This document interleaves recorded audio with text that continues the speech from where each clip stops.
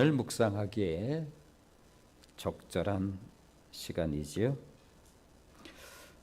우리의 인생 여정 속에서 고난만큼 불쑥 예고 없이 찾아오는 것도 없습니다. 시각장애인이면서 충신대 총장이었던 이재서 박사는 고통에 대해서 의미롭게 우리에게 들려주고 있습니다. 하나님은 고통과 고통의 설명서를 함께 보내는 법이 없다. 고난은 먼저, 그리고 설명서는 나중에 온다. 고통은 이메일로 오고 설명서는 배로 온다. 그래서 우리는 힘들다. 하나님이 이렇게 하시는 까닭은 고난을 통해서 이루시고자 하는 목적이 있기 때문이다. 고통의 설명서는 나중에 꼭 온다는 사실을 명심하라. 고난만이 할 수 있는 것이 있지요. 그렇다 할지라도 고난은 그리 간단치가 않습니다. 우리 입장에서 그렇습니다. 어느 날 불쑥 찾아온 고난으로 인해서 평탄한 삶이 무너지기도 하고 또 방황을 만들어 낼 수도 있기 때문입니다.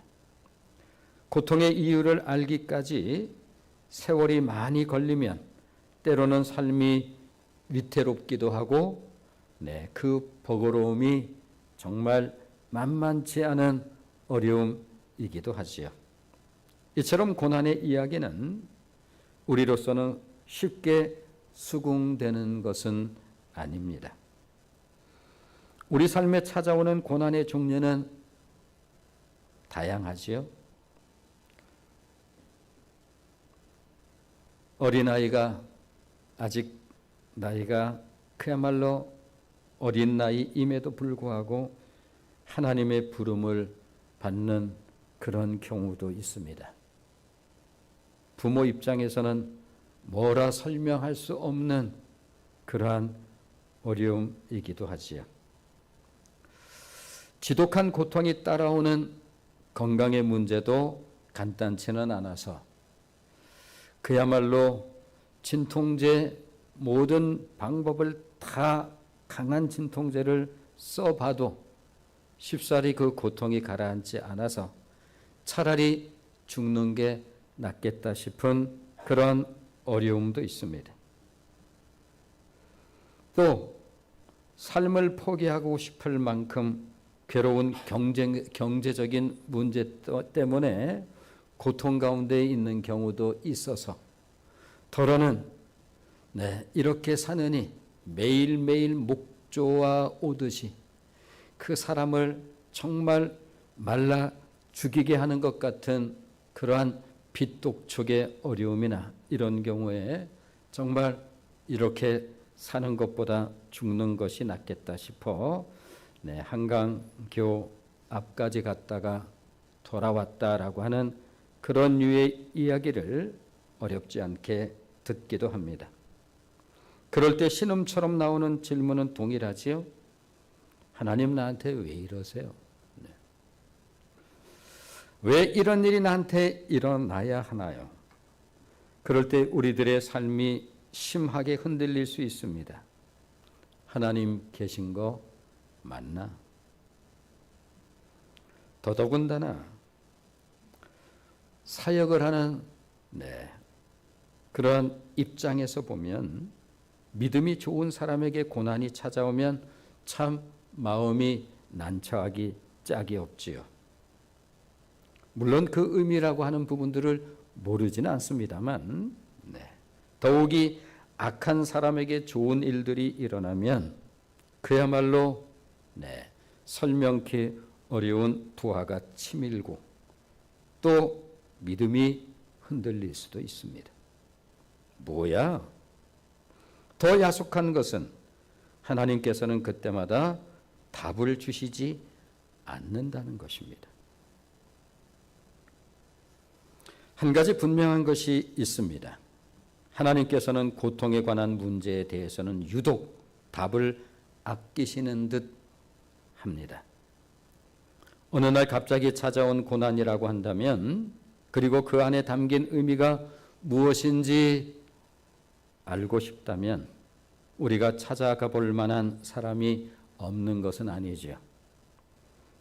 일찍 그러한 어려움을 경험해 본 그분이라면 우리에게 잘 가르쳐 주겠다 싶은 그러한 인물이 있습니다. 오늘 우리가 대하고 있는 요셉이라고 하는 인물이죠.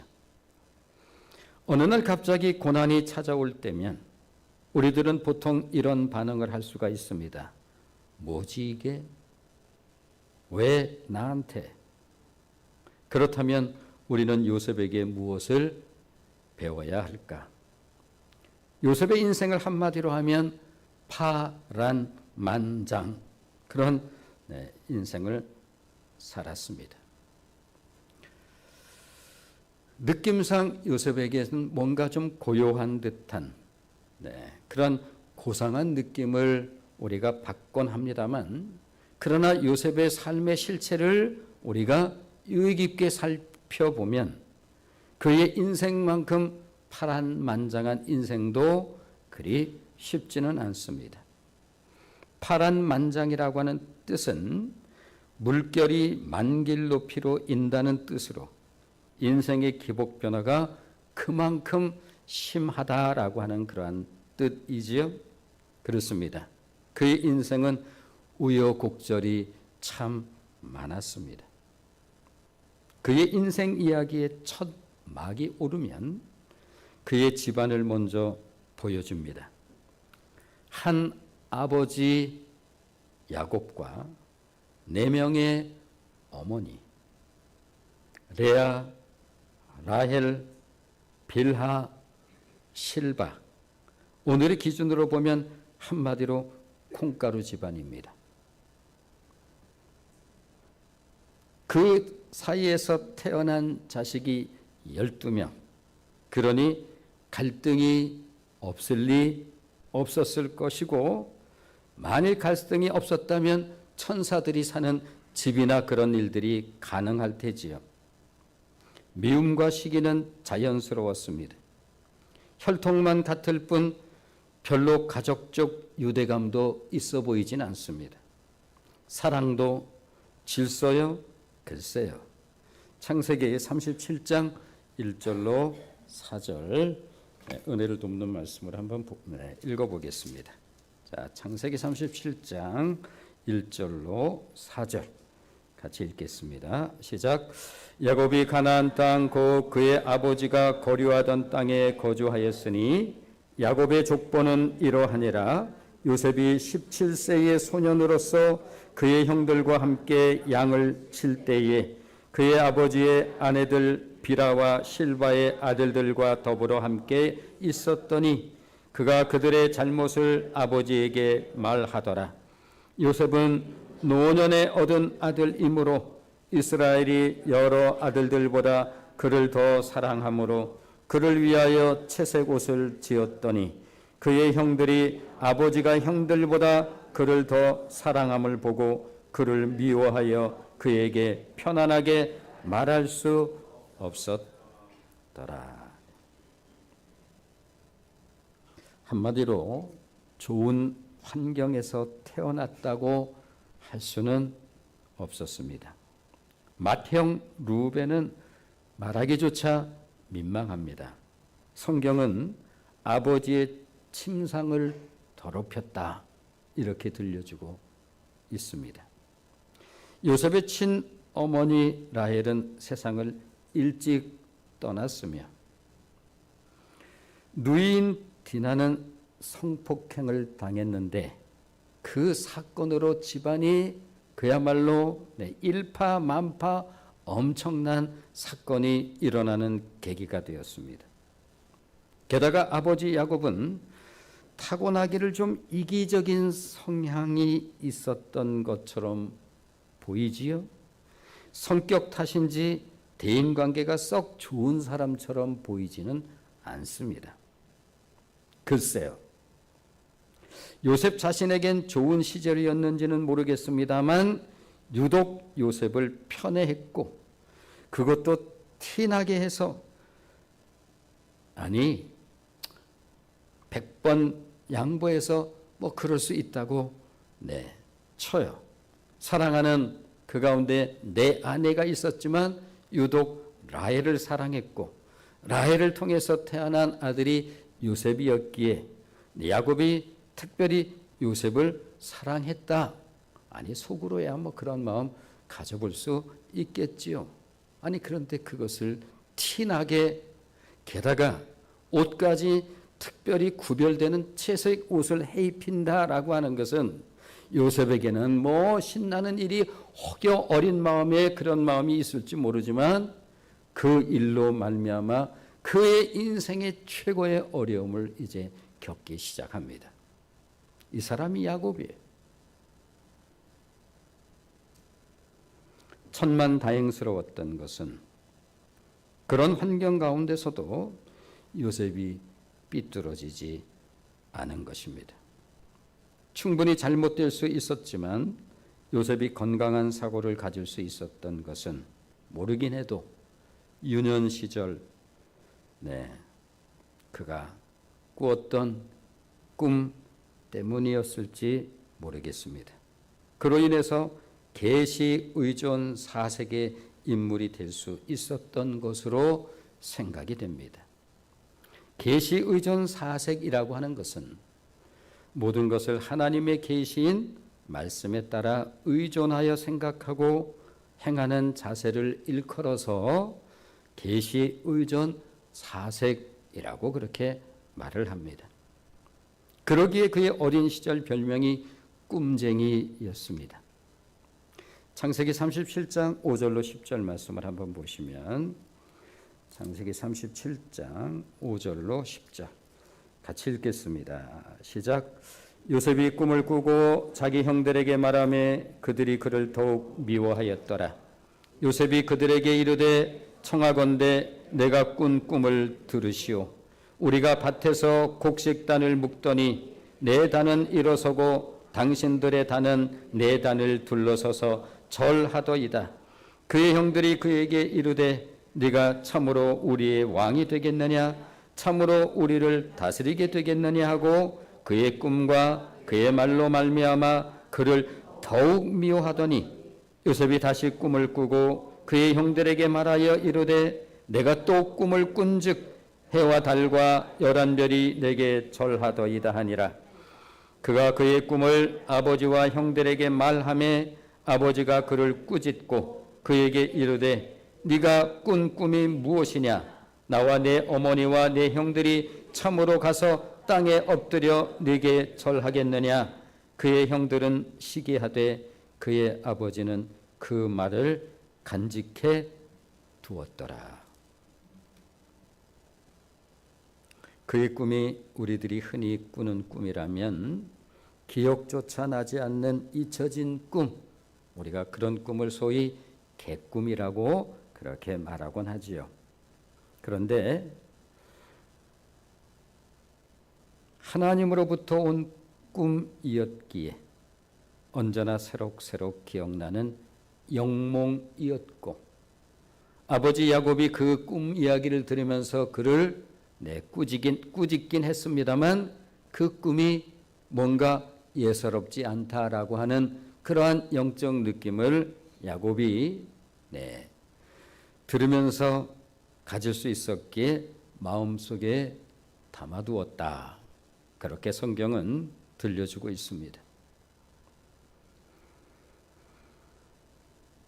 그러기에 요셉의 꿈은 곡절의 삶 가운데서도 비전을 싹 틔우게 했던 삶의 원동력이 되었을지 모르겠습니다.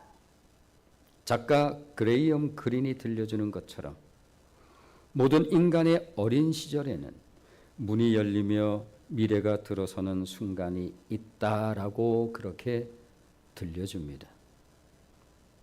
그러므로 어린 시절 누구를 만나고 누구의 영향을 받아 어떤 문으로 들어서느냐에 따라서 일생이 좌우될 수 있는 것입니다. 일부 예배 때도 그런 말씀을 조금 드렸어요.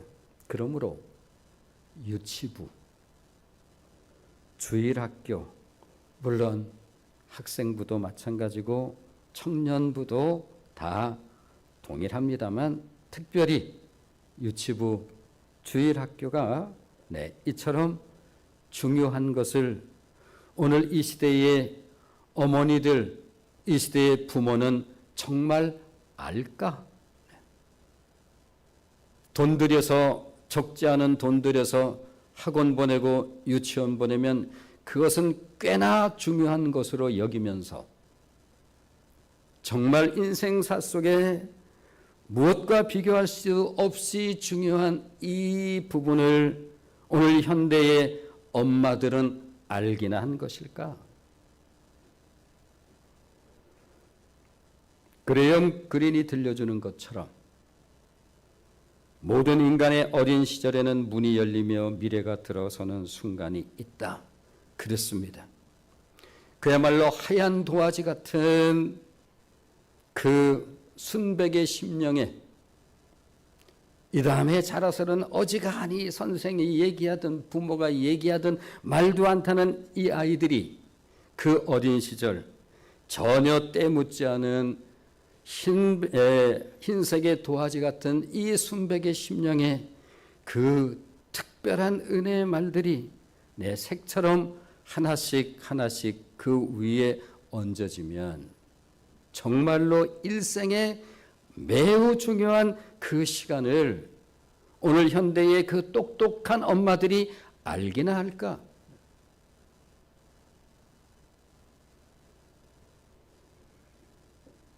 그러므로 어린 시절 누구를 만나고 누구의 영향을 받아 어떤 문으로 들어서느냐에 따라서 일생이 좌우될 수 있는 것입니다. 내 삶의 환경이 나쁘다고, 나는 처음부터 태어나길 불리하게 태어났다고, 인생은 공평하지 않다고 스스로를 마음에 병이 들게 하지 마십시오. 어린 시절에 요셉이 우리들에게 들려주는 말입니다. 저 같은 인생도 있다고요.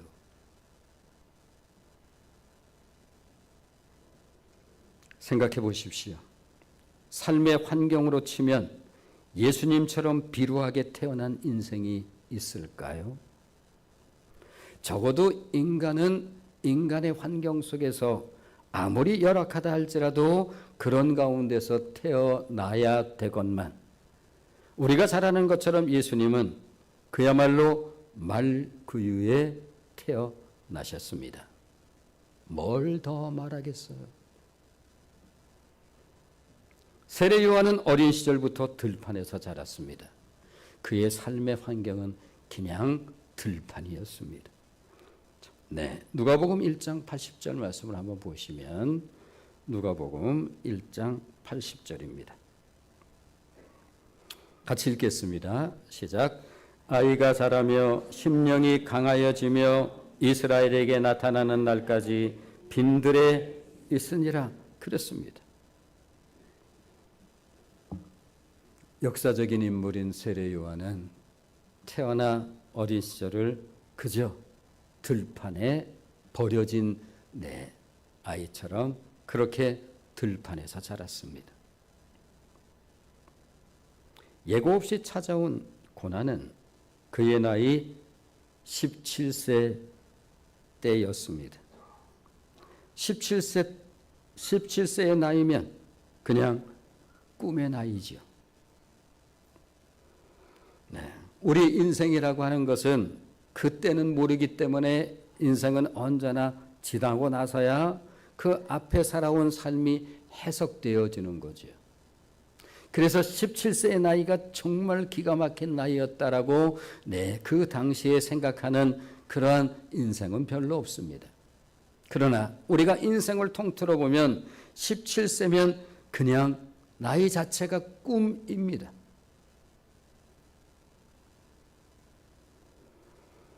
한창의 나이에 그런데 바로 그때 하필이면 가장 좋은 때, 가장 어려움이 찾아옵니다. 은혜적 시각으로 보면 하나님께서 요셉을 향해서 팔을 걷어붙인 겁니다. 하나님께서 일찍이 요셉을 물론 사랑하셨지요. 하나님께서 그를 향한 선한 계획을 가지고 계셨습니다. 그렇다면 그 선한 것은 뭘까? 그 선을 위해서 하나님께서 어느 때 아예 작심하고 팔을 걷어붙입니다. 그때가 요셉의 나이 17세 때였습니다. 그야말로 이재서 박사가 들려주는 것처럼 설명서도 없는 고난이 불쑥 치고 들어옵니다. 뭐지 이게? 내 인생에 이런 일이 있는 게 맞나? 좌절과 절망이 바로 뒤따라옵니다.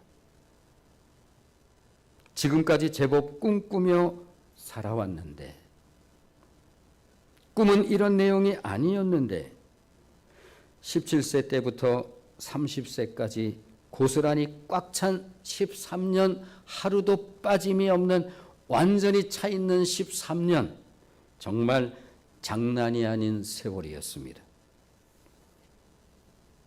그것이 다른 사람이 아닌 형들이 그것도 어떻게 나를 이렇게 생각해보고 또 저렇게 생각해봐도 도무지 왜 그런 건지. 그래도 자기가 집에서는 최고였는데, 입는 옷부터 달랐는데, 그럼 그렇지 꿈마저 좋았잖아. 자신의 인생은 그냥 좋을 줄만 알았습니다. 그런 요셉이 하루아침에 노예가 된 것입니다.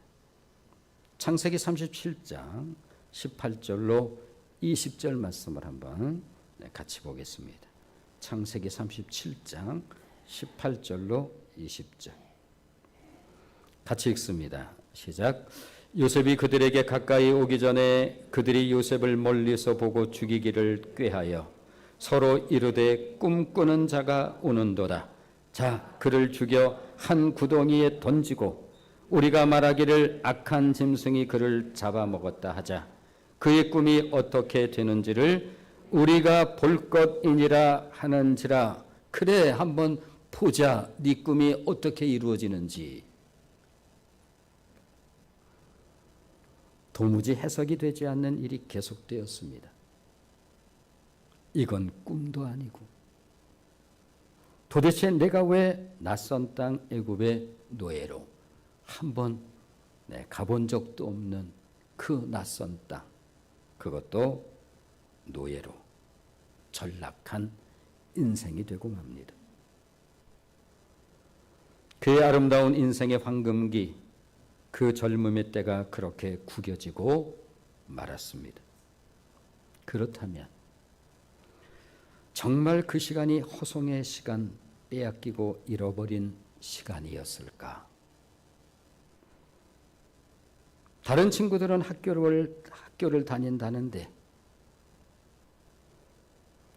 날마다 즐겁다는데, 다음 주에도 미팅이 잡혀 있다고 얼굴이 상기돼서 그렇게 자랑스럽게 말하는데, 2학년 때까지는 이런저런 자격증도 딸 거라고, 그 후에는 이런저런 준비를 할 거라고.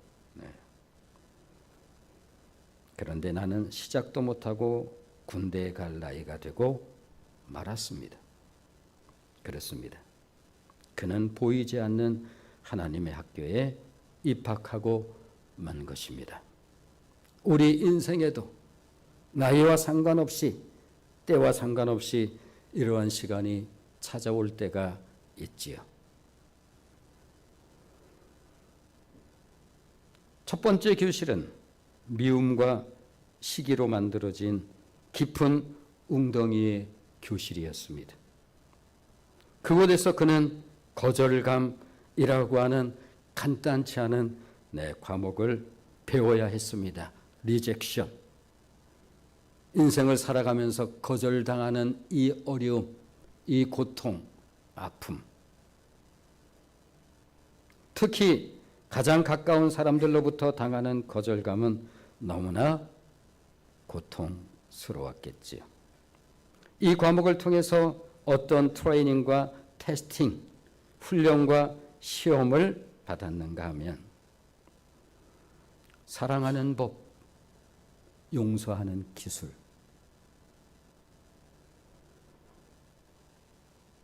정말 어렵게 배운 과목이었습니다. 수없이 들은 단어요. 익숙한 단어지만 그것이 나에게 찾아오면 이게 그렇게 간단치 않은 것인지 그때 요셉도 처음 깨달았을 것입니다.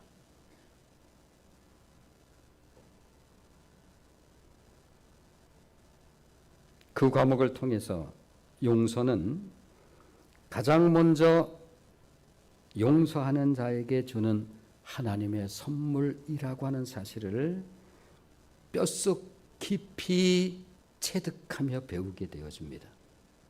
용서는 내가 남을 위해서 하는 것으로 그렇게 생각을 요셉도 했었겠지요. 그런데 용서라고 하는 것은 가장 먼저 자기 자신에게 주는 하나님의 특별한 수혜라고 하는 사실을 그 시간을 통해서 뼛속 깊이 사무치게 배우게 됩니다.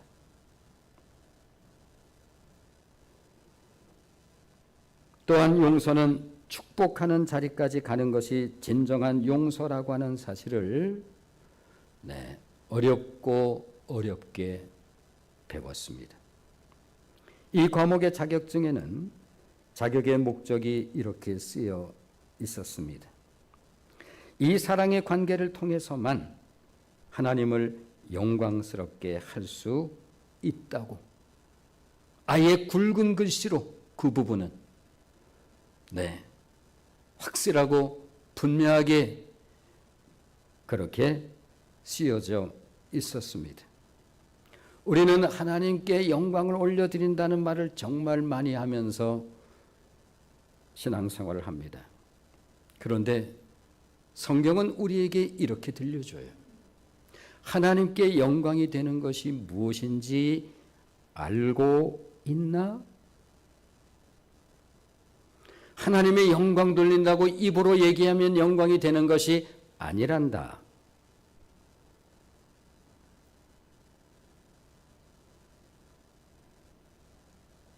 이 사랑의 관계를 통해서만 용서, 그야말로 수없이 들었던 단어고 또 하나님으로부터 기가 막힌 용서의 수혜자가 우리들이라고 하는 사실을 우리들이 모를 리 없건만 이것이 나에게 돌아오는 순간 이것에 대해서 우리가 그렇게 냉정한 인간이라고 하는 사실을 우리는 모르며 삽니다.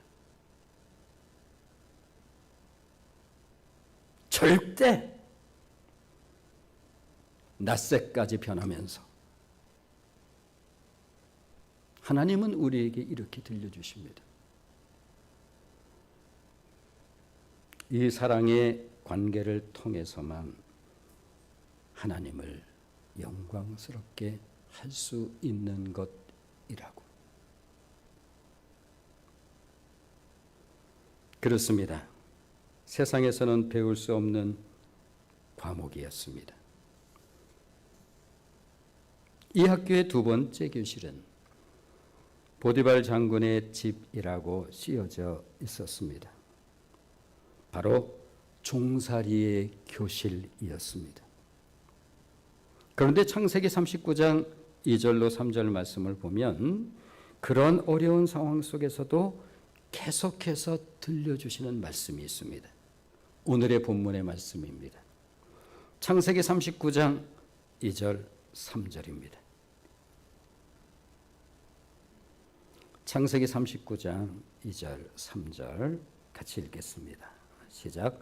여호와께서 요셉과 함께 하심으로 그가 형통한 자가 되어 그의 주인 애굽 사람의 집에 있으니 그의 주인이 여호와께서 그와 함께 하심을 보며 또 여호와께서 그와 그의 범사에 형통하게 하심을 보았더라. 그러므로 여기서 한 가지 기억해야 할 것이 있다고 한다면 우리가 가지고 있는 형통의식과 성경이 우리들에게 들려주는 성경적 형통에는 매우 큰 차이가 있다는 사실을 분명히 들려주고 있습니다. 이것을 정확히 아는 것과 이것을 정확하게 이해하지 못하는 것은 우리들이 신앙생활을 하는 데 있어서 매우 중요하다라고 하는 사실을 우리는 기억해야 할 것입니다. 우리는 흔히 형통이라고 하면 기복적 그러한 시각을 가지고 이해를 해서 뭔가 술술 잘 풀려나가는 것을 일컬어서 우리는 형통이라고 생각을 합니다. 그런데 성경이 들려주는 매우 중요한 형통과는 그런 것이 아니라 하나님께서 함께 하시는 것, 이것이 형통이라고 분명하게 들려져요. 그렇다면 나는 성경적 형통관을 확실하게 가지고 있나? 지금 나의 삶의 형편이 어떠하든지 하나님께서 함께 하고 계시다면 그것은 형통한 것이라고 말을 합니다. 그러므로 세상적으로 뭔가 잘 되고 잘 풀리고 어려움 없고 이런 것이 기복적 시각에서의 형통이요, 많은 크리스찬들도 이와 같은 형통관을 가지고 있습니다. 그러나 성경은 분명하게 우리에게 들려주고 있습니다. 내가 질병 가운데 있다 할지라도, 내가 말할 수 없는 어려움 가운데 있다 할지라도, 그곳으로 인해서 하나님과 가까이 하는 그러한 상황 가운데 있다고 한다면 성경은 정확하게 들려줍니다. 네가 형통하도다. 이런 신앙관을 가지고 있는지요?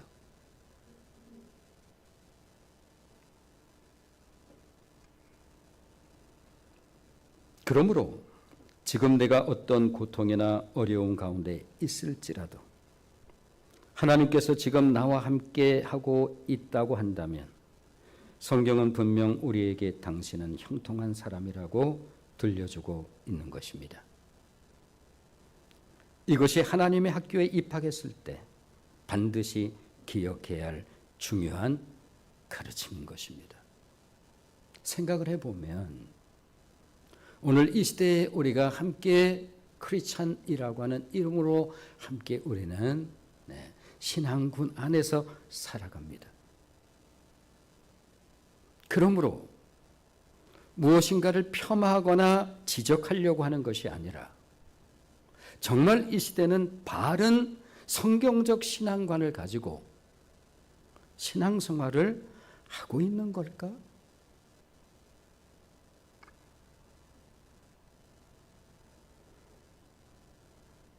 그러므로 요셉은 모든 것을 다 잃어버렸을 때에도 하나님의 임재만큼은 잃어버리지 않았다는 것입니다. 이것이 우리들이 고난의 학교에 입학했을 때 잊어서는 안 되는 소중한 교훈인 것입니다. 따라서 요셉은 하나님의 임재를 잃어버리지 않음으로 인해 굉장히 중요한 거예요. 내가 말할 수 없는 그 고통이 따라온 질병의 한가운데 있어서 매 순간순간 주님이라고 하는 내 주님을 부르면서 하나님, 주여, 하나님, 이러한 시간에 있다 할지라도, 그리고 그 시간이 그만큼 고통스러운 시간이라 할지라도, 그 시간을 통해서 내가 하나님과 가까이 하고 있다고 한다면, 그리고 하나님께서 나와 함께 하고 있는 것이 분명하다고 한다면, 그리고 짧은 순간 이 고통이 나로부터 사라졌을 때 하나님 감사해요. 이 고백을 할 수 있다고 한다면 성경은 우리에게 들려줍니다. 네가 만들어지고 있다. 하나님의 사람으로.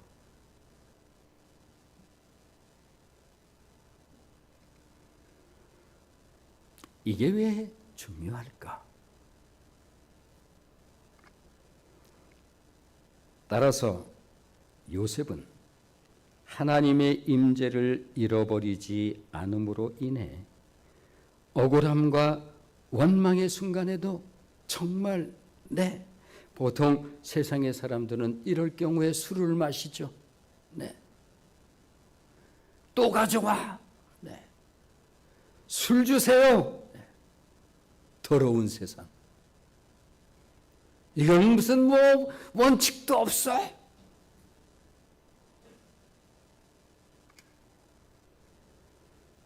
억울함과 원망의 순간에도 사람을 상대로 적대감이나 적개심으로 자신을 파괴하는 일을 하지 않을 수가 있었던 것입니다.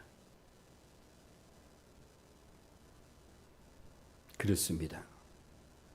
인생이 그렇게 망가진다는 사실을 잘 몰라요. 세상만 원망할 뿐.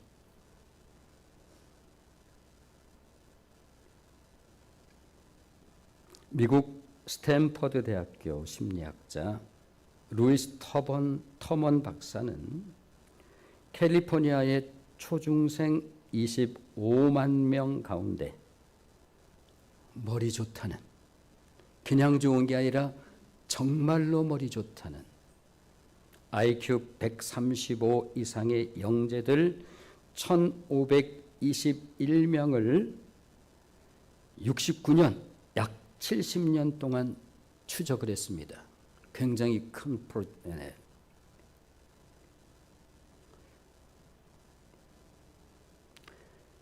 결과는 두뇌 좋은 영재들이 자라서 엘리트가 되지 않더라라고 하는 거예요.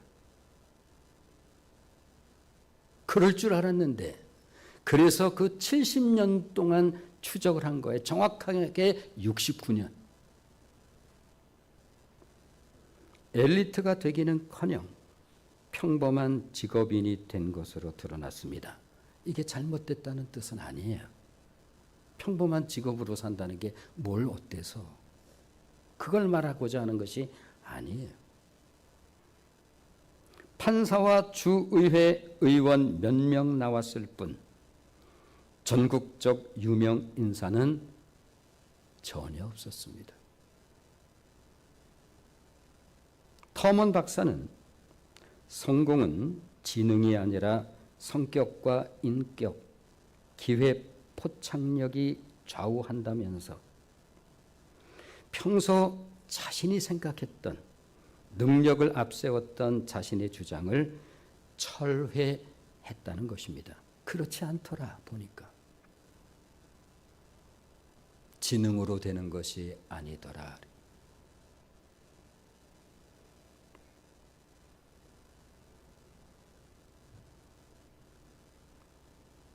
성공은 지능이 아니라 성격과 인격, 기회 포착력이 좌우한다는 사실을 발견한 거예요. 좋은 나무 성품학교 대표 이영숙 박사는 환경이나 성적보다 좋은 성품이 성공을 좌우한다고 그렇게 들려줍니다. 스스로 처한 환경을 어떻게 해석하고 느끼며 반응하고 행동할 것인지를 매 순간 결정하는 성품 태도가 성공을 가져다 준다고 그렇게 들려주지요. 가끔 제가 이런 말씀을 좀 드린 적이 있습니다. 책망을 받을 수 있는 훈련을 해야 됩니다. 이것이 쉽지 않다는 뜻이에요. 훈련을 한다는 것은 우리의 본성하고 안 맞아요. 우리는 칭찬을 좋아하고 책망은 싫어하죠. 네, 이 책망을 좋아하는 사람은 한 사람도 없습니다, 지구상에. 특별히 아이를 하나 정도 낳고 살아가는 오늘의 현대적 사회의 환경을 생각을 해보면 더더군다나 내가 전부예요, 우리 집에서. 내가 제일이에요, 우리 집에서. 다른 건 없습니다. 이것이 우리의 삶의 환경이라고 한다면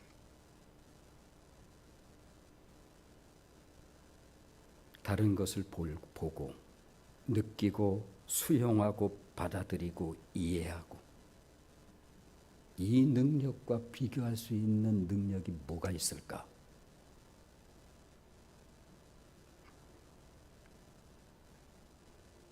내가 먼저 감사하고 용서를 구하고 잘 안 되는 것은 도움을 청하고 내 마음을 표현해서 다른 사람과 잘 소통하는 방법을 아는 것이 인생을 성공으로 이끄는 중요한 열쇠가 된다는 것입니다. 그렇습니다. 태생적으로 우리는 엽기질의 죄성을 가지고 있습니다. 누구나. 진리를 안다라고 하는 것은 그래서 중요한 거예요. 어떤 사람은 착하잖아요. 아니요. 그렇지 않아요. 어떤 경우에 수박이 겉에 초록색 수박도 있고 내 색깔이 조금 연두빛의 수박이 있지만 잘라보세요. 거긴 똑같이 빨간 수박이 들어있어요. 다만 색깔이 연하게 칠해져 있을 뿐이에요. 아시나요? 우리는 착각할 때가 굉장히 많습니다.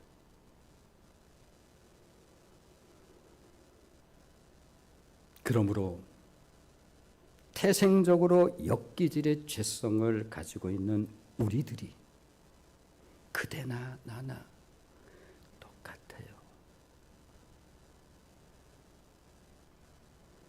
하나님의 학교에서 배우는 과목과 과정은 그런 의미에서 실로 녹록지 않은 시간들인 것입니다.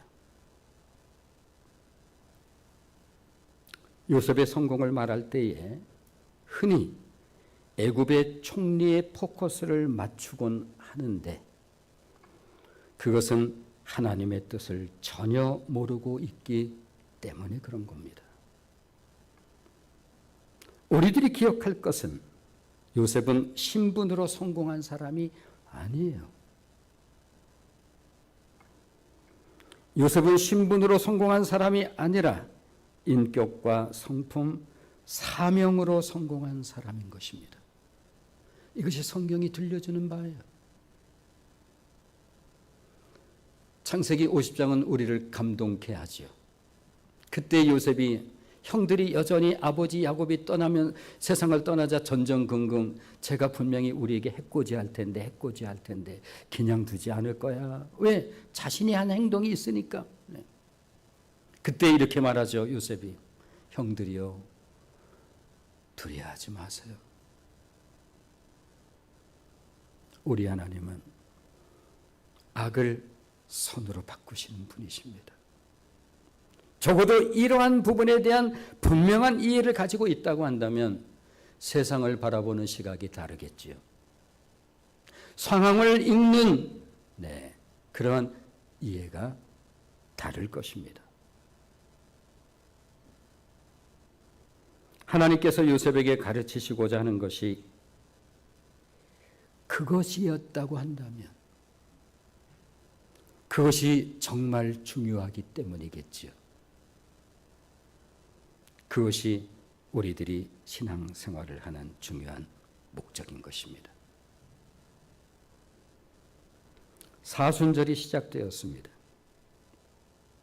요셉을 보면서 언뜻 예수님이 겹쳐 보이는 듯한 그런 느낌을 받고 계신지요?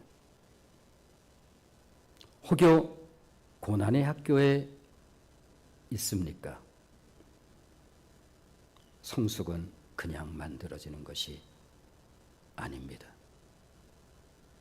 요셉에게 있어서의 13년은 기가 막힌 시간들이었습니다. 기도하겠습니다. 자비로우신 하나님,